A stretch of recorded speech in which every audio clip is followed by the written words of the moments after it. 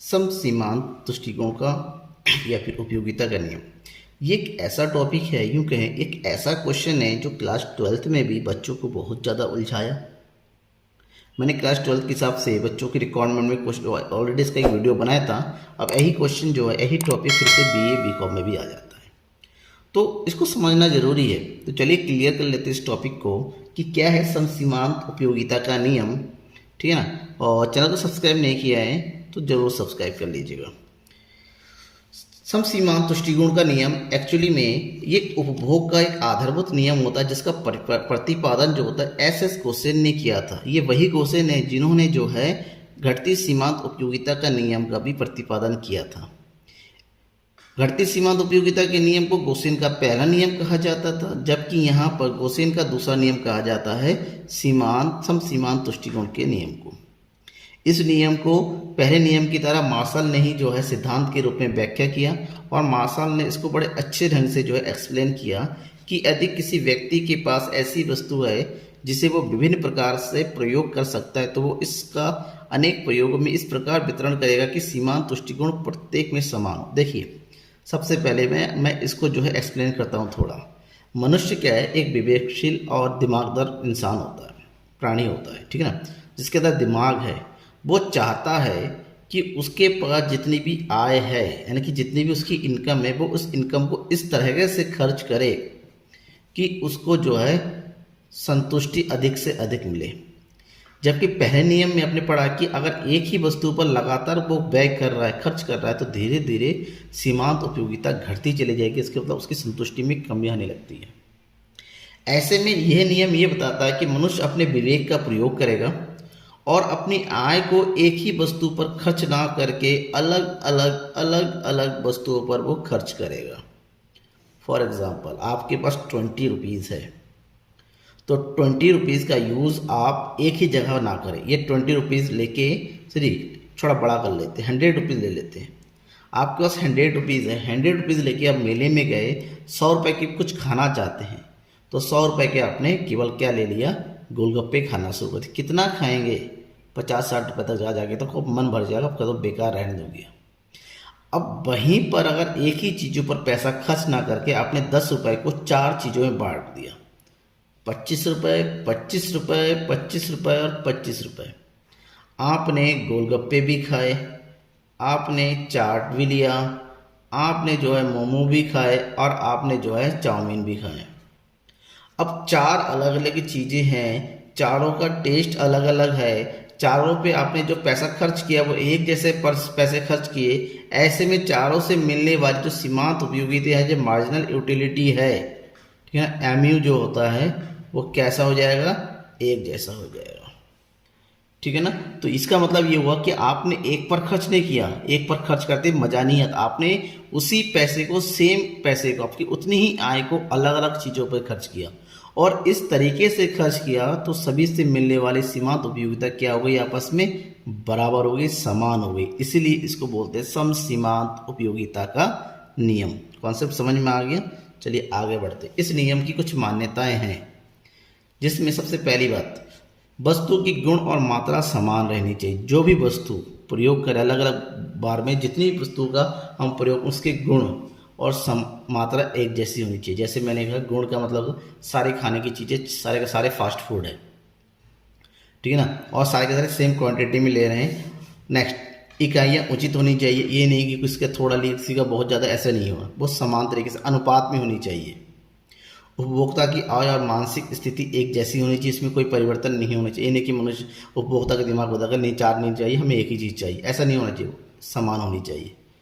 मुद्रा का सीमांत दृष्टिकोण स्थिर होना चाहिए। मुद्रा का दृष्टिकोण जो होता है वो एक बदलना नहीं चाहिए।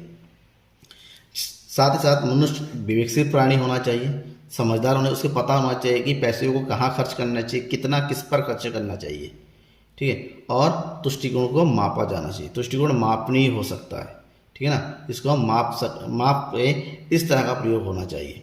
तो ये समसीमा समझ में आ गया। समसीमा का सिंपल सा एक सिद्धांत समझिए कि उपभोक्ता अपनी आय को अलग अलग वस्तुओं पर इस तरीके से खर्च करता है कि उससे मिलने वाली सीमांत उपयोगिता आपस में मिले क्या हो जाती है, बराबर। एक से अधिक वस्तुओं पर पैसा खर्च करता है वो, ठीक है ना। चलिए आगे बढ़ते हैं।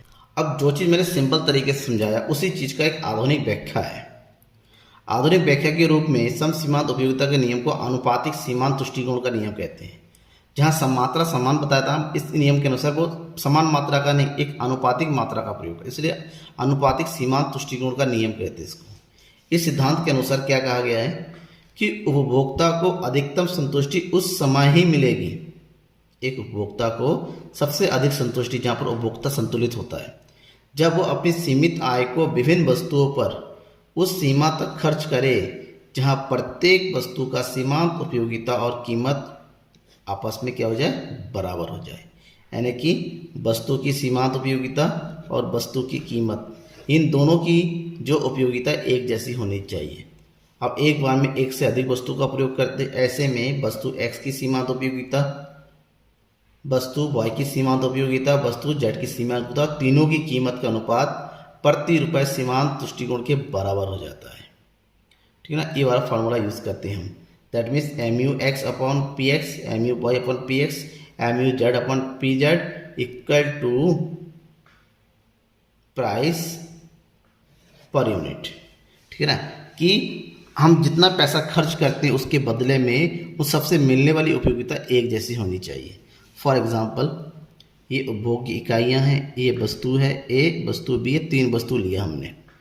तो एक उपभोक्ता मानते हैं कि उसके पास टोटल कितने रुपए हैं, 9 रुपये हैं। तो इस 9 रुपये को खर्च करना चाहता है 3 चीज़ों के ऊपर। उपभोग की इकाई, मान लीजिए अगर ए का प्रयोग करते हैं तो पहले में इतने संतुष्टि, दूसरे पे इतना, तीसरे पे तीसरा। अब वो तीनों का यूज़ करना चाहते हैं तो जाहिर सी बात है तीनों का कोई से भी एक बंडल नहीं उठा सकता। ए का कुछ यूनिट अलग होगा क्योंकि ए जो है 120 पैसे में 1 यूनिट मिलता है, वस्तु बी 60 पैसे में 1 यूनिट मिल रहा है, वस्तु सी 40 पैसे में 1 यूनिट मिल रहा है, मतलब कीमत अलग अलग है तो मात्रा भी अलग अलग होगी।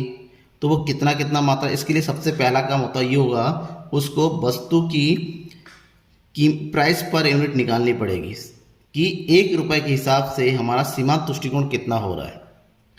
ठीक है, 1 यूनिट की कीमत कितनी है, 120। तो 120 से हमने क्या कर दिया, एक ऐसा दिया जहाँ पर सबकी यूनिट बराबर बराबर हो जाए। तो हमने ढूंढना पड़ेगा कहाँ पर जो है सीमांत उपयोगिता वस्तु की जो रुपए की सीमांत उपयोगिता बराबर हो जाए।